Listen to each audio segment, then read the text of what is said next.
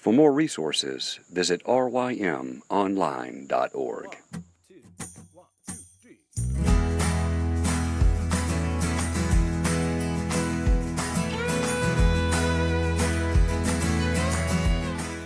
The Local Youth Worker is a daily podcast that's centered on 5 questions each week. Ranging from the practical to the professional, we're looking for answers to the questions you're asking. Whether you're in full-time, part-time, or even volunteer youth ministry, this podcast is for you.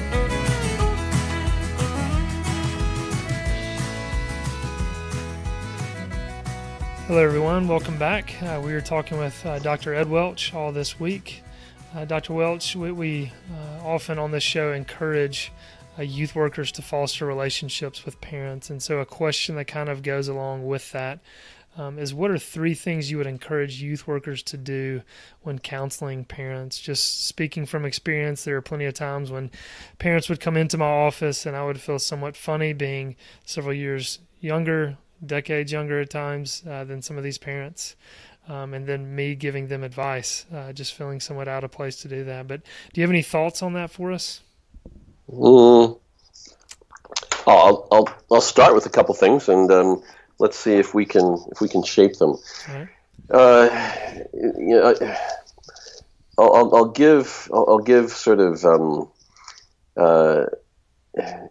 intents, my thoughts and intents in meeting with somebody rather than the particular words. Okay, for example, what am I? Who am I? They're the parents. Who am I? I am someone who has been joined into in a sense the inner circle of the child that belongs to those particular parents. What I'm thinking is that there are these concentric circles in our lives, and there are a few people who are in that in that closest circle, parents and best friends, and then the circles expand, and there are acquaintances and people we see occasionally and so on.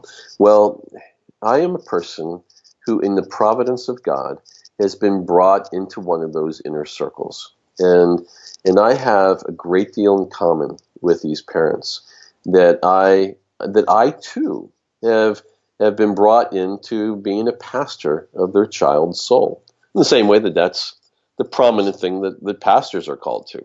So who would have thought that I would have been brought into this very thing? And as a pastor of their child's soul, along with them, we have this. It's an affinity group where we love these kids in a way that not many other people do. So that's the club that we're in. that we are pastors for these children, and we love them more than most anybody else. So you can see what that's what I'm thinking when I'm getting together with a parent. And all kinds of specific words can come out of that, but you can see it's love. It's we're in this together. We're especially interested in their very souls. That's what it means to pastor. So in other words, how they're doing in track and field or sports or things like that. We care about those things, but we care about where they go to college, and those are important matters. But a pastor has an interest. It has a sort of a long-term interest in the very soul of another person. So that's what I'm thinking, that I have been brought into their circle, and it is a great privilege. And the privilege is especially to be sort of co-pastors with them and to be sort of co-lovers of their children with them.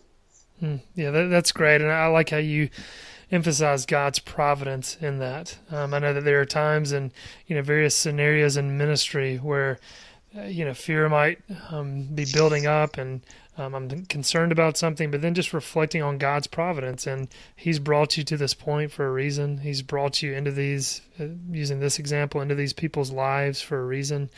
He's called you here, and to be faithful, and to know He has gifted you and He'll use you. That's a great truth to emphasize on God's providence.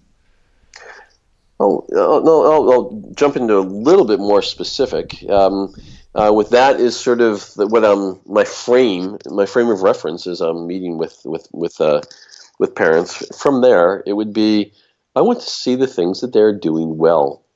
That's it's just regular encouragement. It's regular care for one another.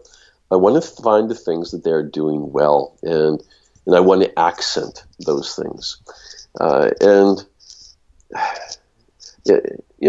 typically when we get together with somebody, we know them well. Especially if you know my kids, for example. If you would have known my kids when they were in high school, you would have known things that I was doing well with them. You probably also would have known a bunch of my sins, and certainly you have the freedom to talk about my sins, but to talk about parents' sins is it takes a certain amount of care in such a situation. When in doubt, we are looking for the things that they're doing well, and because frankly, a lot of times parents they're trying their best, and they feel like it's never going well, and they must be doing something really wrong. But to have a youth director or a youth pastor who knows something about the kids and something about youth culture, and for them to say, here's what you're doing that I think is really helpful for your kid, that is huge encouragement. If you don't realize that, you're forgetting that their parents are really struggling sometimes trying to know their kids, and they feel like they're guessing when it comes to trying to help. So that's when you can. That's what you're doing. What are the things the parents are doing that are really good, and you want those things to flourish? Yeah, that's some excellent advice. We had Dr. Walt Mueller on last week, and he was sharing something similar to that, and it made me recall, I think it was in Mike Emlett's book, Crosstalk, to view everybody as saints, sinners, and sufferers. And so really seeing someone as a saint and get ways in which God has gifted them and kind of highlighting God's grace in their life. And so being able to point that out to a parent of, here's something you're doing well as a parent, but here's something, that we notice about your students, and passing along that encouragement when we can, because like you said, so many parents are riddled with guilt and feel beat up all the time, and so many scenarios and situations are coming at them left and right each and every day, it seems like. So to give them that encouragement is very significant. Yeah. When I was first parenting, this shows how old I am. There weren't that many parenting books, so I didn't have a whole lot of reasons to feel guilty because I'd feel guilty because of my own guilt, and I'd feel guilty because I'd see these other amazing parents, and I wasn't doing the things that they were doing. But now, with a book coming out every week or so, there are all kinds of reasons why parents can be feeling guilty. So to be able to encourage them and point out where they're doing well.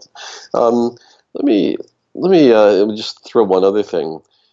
Here again, I think especially an insecure youth pastor is going to feel like they have to give answers to the pastor. That's where they're going to show their worth, their competencies.